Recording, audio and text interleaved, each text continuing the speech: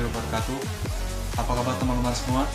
Semoga dimanapun teman-teman berada selalu dalam lindungan Allah Subhanahu Wa Taala, dan semoga teman-teman semua selalu semangat belajar walaupun di tengah wabah virus corona yang sedang melanda negeri kita tercinta ini.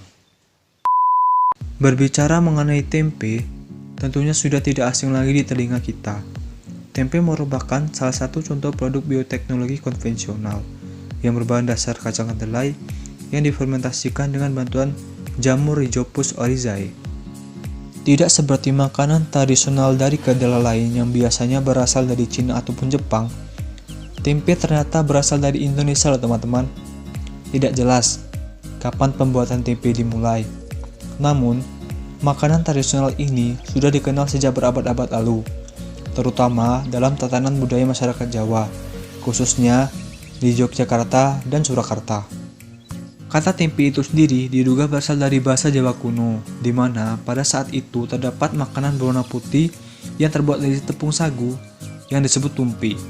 Tempe segar yang juga warna putih terlihat memiliki kesamaan dengan tumpi tersebut. Sumber lain mengatakan bahwa pembuatan tempe diawali semasa era tanam paksa di Jawa. Pada saat itu, masyarakat Jawa terpaksa menggunakan hasil pekarangan seperti singkong, ubi, dan kedelai sebagai sumber pangan. Selain itu, ada pula pendapat yang mengatakan bahwa tempe mungkin diperkenalkan oleh orang-orang Tionghoa yang memproduksi makanan sejenis yaitu koci yang dibuat dari kacang kedelai yang difermentasikan menggunakan kapang aspergillus. Dan perlu teman-teman ketahui bahwa ternyata Indonesia itu merupakan negara produsen tempe terbesar di dunia dan menjadi pusat pasar kedelai terbesar di Asia. Sebanyak 50% konsumsi kedelai di Indonesia dilakukan dalam bentuk tempe, 40%-nya dalam bentuk tahu, dan 10%-nya dalam bentuk produk lain seperti tauco, kecap, dan lain-lain. Terjadi sejumlah perubahan pada pembuatan tempe di Indonesia. Plastik mulai menggantikan daun pisang untuk membungkus tempe, ragi yang berbasis tepung, dan kedelai impor yang mulai menggantikan kedelai lokal.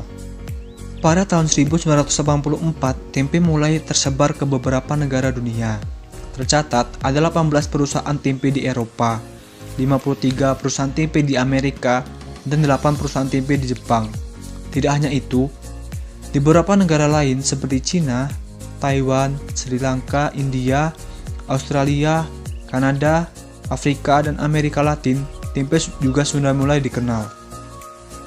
Wah, sepertinya teman-teman sudah makin pintar nih, karena sudah banyak mengetahui informasi mengenai tempe. Tapi tahu nggak teman-teman, proses pembuatan tempe? Bagaimana sih kacang kedelai bisa berubah menjadi tempe?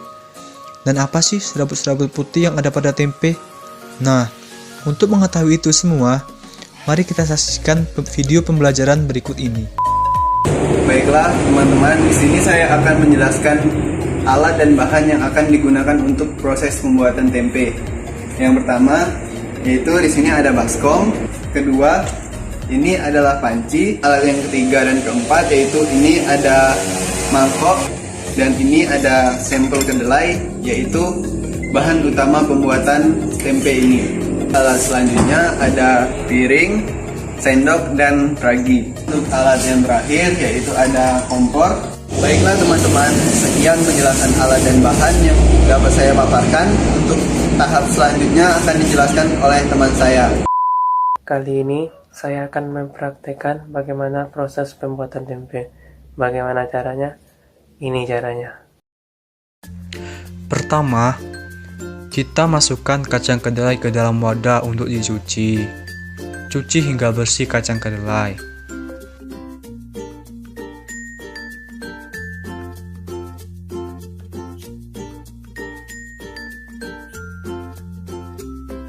Jika dirasa sudah bersih, maka tiriskan kacang kedelai dan masukkannya ke dalam panci untuk proses perebusan. Jangan lupa untuk menambahkan air. Proses perebusan ini berlangsung 10-20 menit. Setelah itu, tiriskan kacang kedelai dan rendam kacang kedelai selama 3-5 jam Setelah itu, pisahkan kacang kedelai dari kulitnya.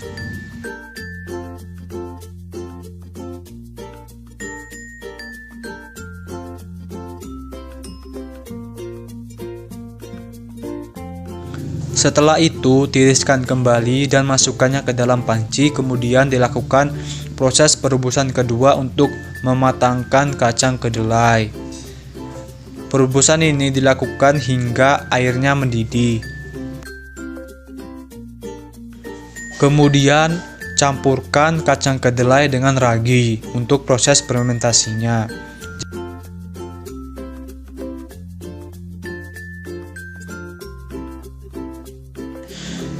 Setelah tercampur rata, masukkan kacang kedelai ke dalam plastik yang sudah dilubangi sebagai wadahnya.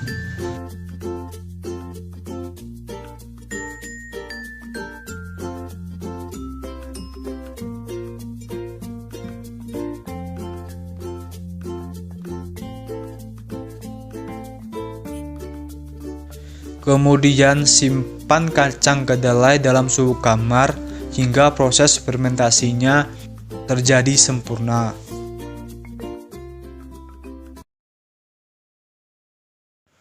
Nah, ini merupakan contoh tempe yang sudah mengalami proses fermentasi selama 24 jam.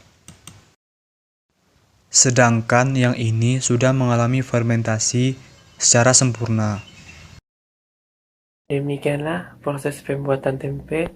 Selanjutnya, proses kimianya akan dilanjutkan oleh teman saya.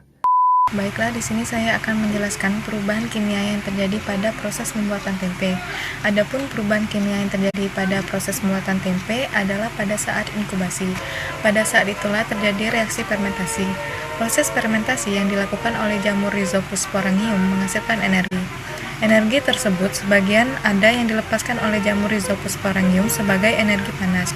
Energi panas itulah yang menyebabkan perubahan suhu selama proses inkubasi tempe. Selain terjadi perubahan suhu selama proses inkubasi tempe, juga terjadi perubahan warna dan munculnya titik-titik air yang dapat diamati pada permukaan dalam plastik pembungkus tempe. Perubahan warna ini menunjukkan adanya reaksi kimia pada proses inkubasi. Jamur Rhizopus sporangium tergolong makhluk hidup. Oleh karena itu, ia juga memerlukan respirasi. Respirasi merupakan reaksi kimia atau perubahan kimia. Salah satu zat yang dapat dilepaskan dari peristiwa respirasi adalah gas karbon dioksida dan uap air.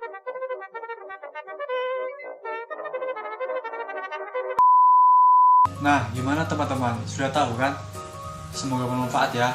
Terima kasih. Wassalamualaikum warahmatullahi wabarakatuh.